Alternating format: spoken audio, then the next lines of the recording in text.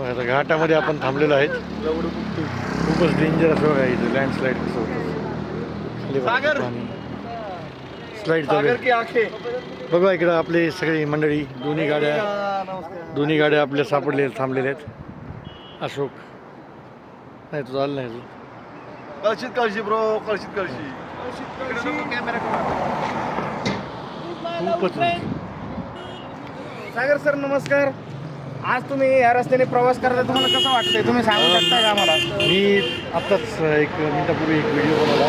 त्यात सांगितलं जेवढं पाहण्यासाठी हे सुंदर आहे त्याच्यापेक्षा 10 पटीनं घाबरवणारं सुद्धा आहे. तुम्हाला या ठिकाणी जाताना रस्त्याने कुठली भीती वगैरे मनामध्ये वाटते का? भीती तर वाटतेच आहे, माणूस आहे शेवटी. एवढा डेंजर रस्ता पाहून भीती वाटणारच. ठिकठिकाणी मिलिटरी पॅरामिलिटरी फोर्सेस आहेत. तुम्ही शहरामध्ये राहता तिथं तुम्हाला ऑक्सिजन भेटतो, तो ऑक्सिजन आणि या निसर्ग सानिध्यामधून ज्यावेळेस प्रवास करताय इथला ऑक्सिजन, याच्यामध्ये काय तुम्हाला फरक वाटतो? इथला ऑक्सिजन फारच म्हणजे असं मोकळा श्वास घेण्यासारखा आहे आणि नॅचरल आहे. इथं ग्लोबल वॉर्मिंग नाही आहे.